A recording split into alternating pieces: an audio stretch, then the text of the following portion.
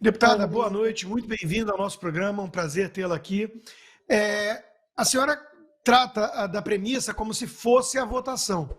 A pergunta, como é que está a receptividade de quem decide levar adiante isso ou não? Arthur Lira, presidente da casa.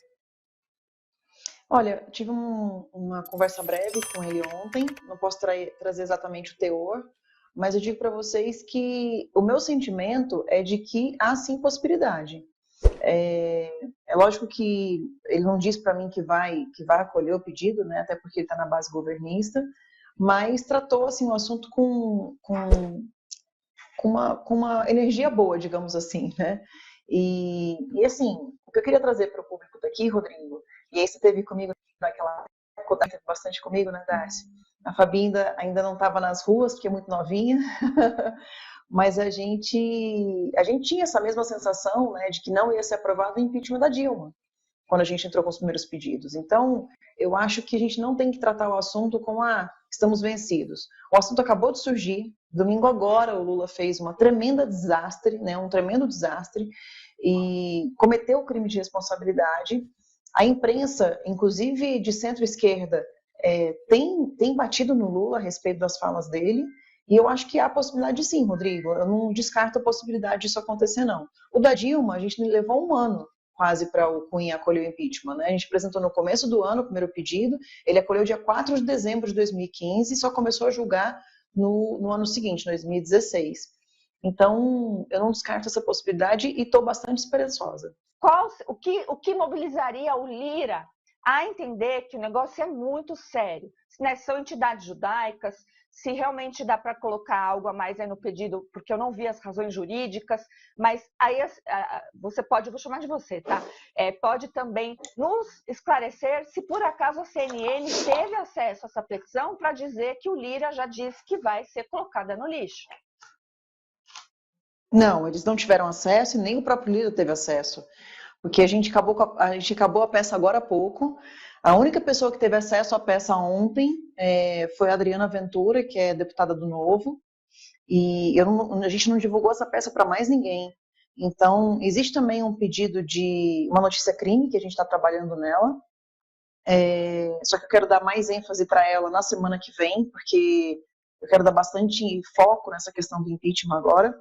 Mas, assim, as razões, elas estão... Eu posso te mandar a peça depois, Fabi, até para você criticar, enfim, sugerir, e também, com o seu conhecimento jurídico, dar uma destrinchada nela, né? Que as pessoas precisam, às vezes, ouvir de uma pessoa que sabe trazer o juridiquês para português, né?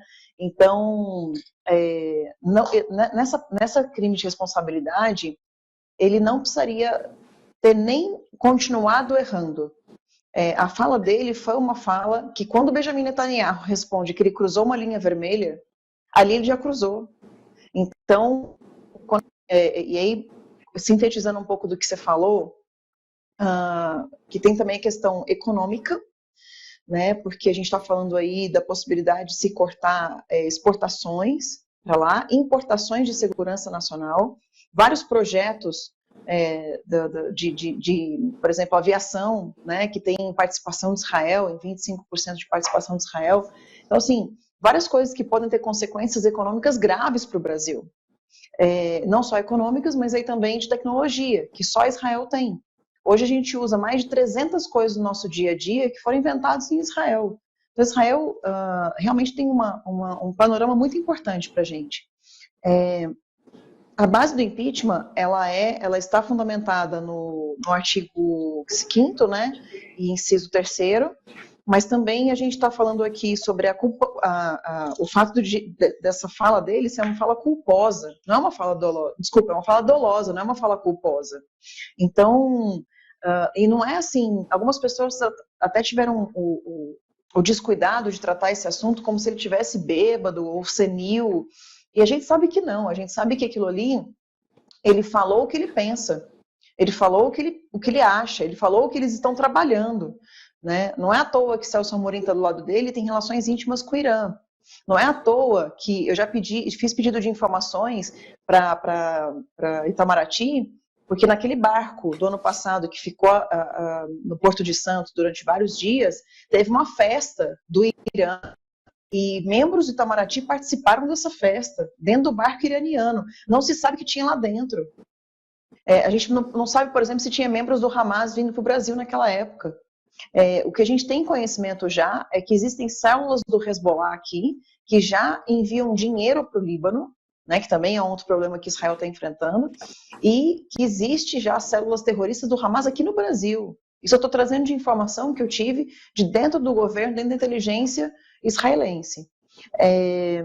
Então, a gente está falando da natureza dolosa das declarações, a gente fala da gravidade das declarações dele e suas consequências, todas elas. Então, quando a gente fala, por exemplo, da quebra de neutralidade dele numa guerra, é algo muito sério, porque ele tá praticamente falando para o mundo, olha, nós recebemos os terroristas aqui de braços abertos, porque a gente é contra Israel está combatendo o terrorismo.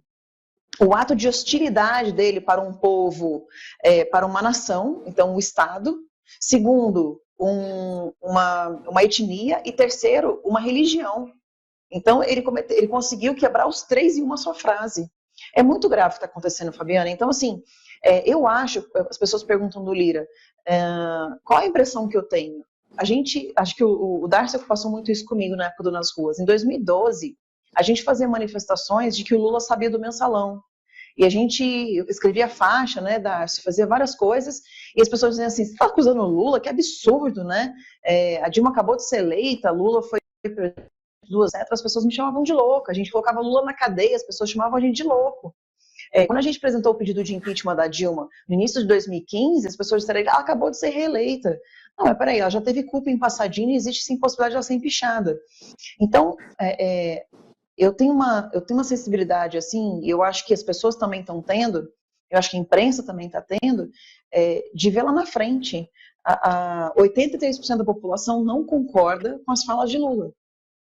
Isso quer dizer muita coisa. Não concorda com as falas de Lula dele sobre Israel. Então a gente tem 83% da população condenando a fala do presidente. E tudo isso tem que ser levado em consideração porque vai virar uma pressão popular, e aí finalizando a minha fala, uma pressão popular contra o Lira, que isso pode afetá-lo sim em suas decisões, com certeza. Deputado, eu queria só te fazer uma pergunta.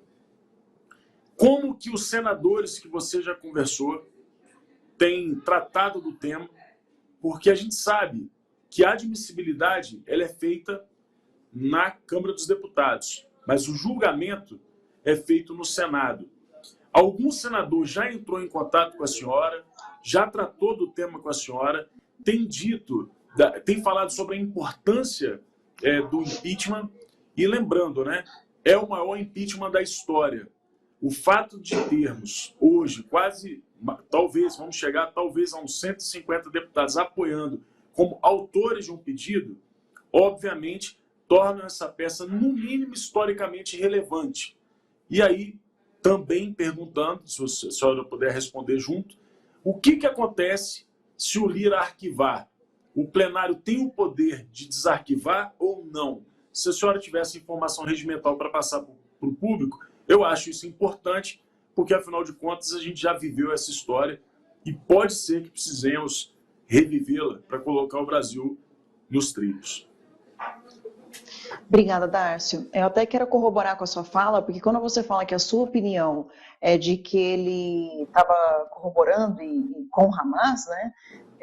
Eu não sei qual foi o adjetivo que você usou, aliás, o verbo que você usou, mas o fato é, realmente ele perdeu a neutralidade, tanto é fato que o Hamas agradeceu ele, né? Então, ele realmente perdeu a neutralidade. Para o lado terrorista ter agradecido Lula, é porque realmente ficou contente com a fala dele. E aí nós vemos países como a Venezuela e Cuba, né, as ditaduras de Venezuela e Cuba apoiando a fala do Lula, e democracias como, por exemplo, os Estados Unidos, contra a fala do Lula. Então o Lula colocou a gente numa sinuca de bico internacional, num vexame internacional, né, da diplomacia. E realmente, você precisa de neutralidade, tanto é que o pedido de impeachment está sendo baseado no artigo 5º da Lei de Impeachment 1079 de 1950, que fala sobre, o inciso 3º, ele fala sobre justamente a necessidade de um país ser neutro em relação a outro país. até ele fala, deixa eu ler aqui para vocês, cometer ato de hostilidade contra a nação estrangeira, expondo a república ao perigo de guerra ou comprometendo-lhe a neutralidade. Ele tanto comprometeu nossa neutralidade, e nesse crime de impeachment você tem o ou, né? Ele também expôs a gente ao perigo de guerra. Eu não estou falando de guerra de Israel nos atacar, não. Isso daí eu não tenho medo. Mas sim de nós estarmos com as portas abertas agora para os terroristas de todo mundo. Em relação ao Senado, eu estive com vários senadores hoje. Eles queriam assinar como autores do pedido de impeachment. A gente já tinha 15 senadores em 1 hora e pouco que a gente conversou, interessados em assinar o pedido de impeachment, mais vindo, porque a gente tem senadores que são da oposição ao governo Lula lá no Senado, ficou ruim, e eles, agora que a gente conversou, como você bem disse, Darcio, eles são a casa julgadora, então a gente ficou com receio de eventualmente o STF querer dar por impedido os autores do impeachment. A gente preferiu eles para não assinarem como autores, então era para a gente já ter pelo menos 15, a gente parou de buscar, mas a gente poderia chegar a mais de 30 senadores que apoiassem o pedido de impeachment. O que a gente vai fazer? Um ato político na semana que vem. Então, eles não vão assinar o pedido de impeachment para não correr o risco de serem impedidos depois de votar, mas vamos fazer um ato, e qual é o sentimento que eles têm? De pressa. Eu senti um sentimento de pressa muito grande, tanto é que no ato político da semana que vem vocês vão ver que uma palavra que vai estar ali entre todos é que eles estão aguardando no Senado esse processo chegar para que a gente possa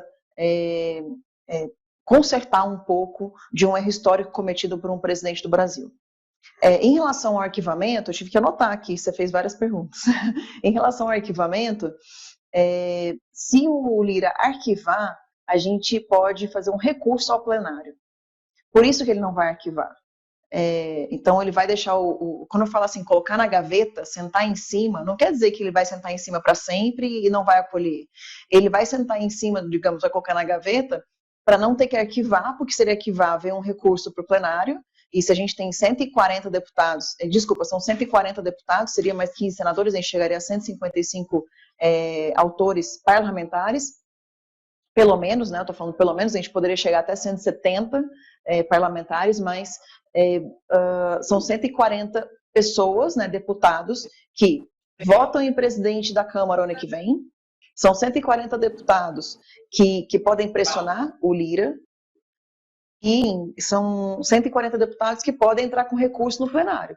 Então, obviamente, não vai querer arquivar essa peça, mas são 140 deputados que já estão falando em suas redes sociais, o povo já está colocando, está nos top trends do Twitter, por exemplo, agora, a nossa petição, porque as pessoas começaram a comentar tanto que queriam assinar a peça, que a gente montou uma petição online, está no meu Twitter, está no meu Instagram, para quem quiser ver, acho que está no Facebook também, uma petição que agora o cidadão pode entrar lá e falar, eu também sou assinante do pedido de impeachment, eu também sou autor, né, um apoiador do pedido de impeachment. Então, eu acho que tudo isso só corrobora para que a gente tenha um resultado positivo neste processo todo. Deputada, o embasamento parece ok, em que pese um ou outro achar que talvez não exista motivo, me parece claro que existe. O momento, digamos assim, político é assustador para todo mundo que está atento, ou seja, o que eu quero dizer é que teve muito tucano, digamos, que fez o L, né, de acordo com uma certa narrativa ou uma aversão até estética a Bolsonaro e está um tanto arrependido ou assustado, né, porque o Lula vem agora sim transformando o Brasil num par internacional e aproximando a gente da China, da Rússia, do Irã e afastando de Estados Unidos, Europa e Israel, o Ocidente, os países livres, né? E tudo isso é muito assustador. Duas perguntas, então, em relação ao timing para ter efetividade, né? O resultado do processo. Claro que na guerra política e tudo isso é sempre válido, tem o desgaste, o impeachment é jurídico / político, a gente entende tudo isso. Mas, primeira questão, a economia ainda não está deteriorando tão rapidamente como vai acontecer, podem apostar, quem diz é um economista, é o óbvio, o Lulante, né? Pegaram uma herança positiva do governo anterior e dilapidaram todos os pilares, a casa vai cair, eventualmente. Mas não caiu ainda, então mantém muita gente tranquila nesse estado. E a segunda questão, se eu estiver errado, me corrija, mas se o impeachment acontecer nos primeiros 2 anos, cai a chapa e não assume o vice, ou não? Não. Posso responder? Pode, porque você já entendeu a pergunta. Né? Se Entendi. for o caso de assumir o vice Geraldo Alckmin, sem dúvida dá para atrair os tucanos arrependidos. Se for o caso de cair a chapa, não. Exato. Tanto é que tem que como atrair, Rodrigo, que você tem toda a razão, que já tem PSDBistas assinando a peça. Né? Inclusive um deles de São Paulo, que é o Carlos Sampaio, que foi um dos líderes do impeachment da Dilma. Então, mas ele já foi contra o Lula desde sempre, na eleição. Ele não sempre, é desde sempre. Lulista arrependido, né, que nem tantos tucanos. Não. Mas a gente teve gente da base governista que assinou o nosso pedido. Tem inclusive uma deputada do Avante, né? E membros do Avante já me disseram que vão votar a favor do impeachment se for acolhido. Muitos membros do Republicanos, do PP, do União. Então, assim, a gente tem uma grande chance, sim, de ter um apoio maciço da Câmara dos Deputados em cima desse impeachment, né, do pleno da Câmara. Desculpa o barulho, tô no meio lugar aqui, meio cheio de gente. Então, assim, se o pedido de impeachment passar, Rodrigo, nos primeiros 2 anos, em qualquer um dos 4 anos, ele entra o vice. Porque o vice não cometeu o crime de responsabilidade junto com o Lula. Então, o pedido de impeachment é contra o Lula só. Neste caso, o vice não cai. Mas, o que talvez tenha te confundido, e aí eu acho que eu vou te ajudar a lembrar, é que muita gente, na época do Fora Temer, quando a Dilma saiu, né, e o Temer entrou, vamos lembrar que era 2016. Em 2017, que já estava depois de 2 anos do impeachment, algumas pessoas disseram, vamos caçar vamos empichar também o Temer, porque aí quem escolhe, aí realmente quem escolhe não é mais, você não tem vice, né? E se for nos primeiros 2 anos de mandato, tem novas eleições. Se for nos 2 últimos anos de mandato, quem escolhe é nominal? Eita. Vou ajudar a deputada. Não, é porque acabou de sair uma nominal, eu tenho que votar com o celular. Não, esse erro aí todo mundo comete mesmo. Então, nos 2 primeiros anos, se ficar vacante o cargo de presidente e vice, são novas eleições. Depois dos outros 2 anos, quem assume é a o parlamento sucessória, que está lá na Constituição Federal. Então, desceria para quem? Para o Lira, depois Pacheco e depois o presidente do Supremo, que é o Barroso, é isso? Isso, mas assim, o Lira teria que, depois de 3 meses, chamar eleições dentro do parlamento, se não me engano, tem algo assim. Tanto é que a gente tinha medo de que não, é isso? Tem que chamar a eleição nos primeiros 6 meses, alguma coisa assim, dentro do parlamento, para poder ter o presidente, como se fosse um primeiro-ministro? É mais ou menos isso. Não, no caso, se acontecesse do vice-presidente se acontecesse do vice-presidente ser cassado também, aí o Lira assumiria e teria um prazo para que ele chamasse uma eleição indireta. Né? Eu acho que é isso. Indireta.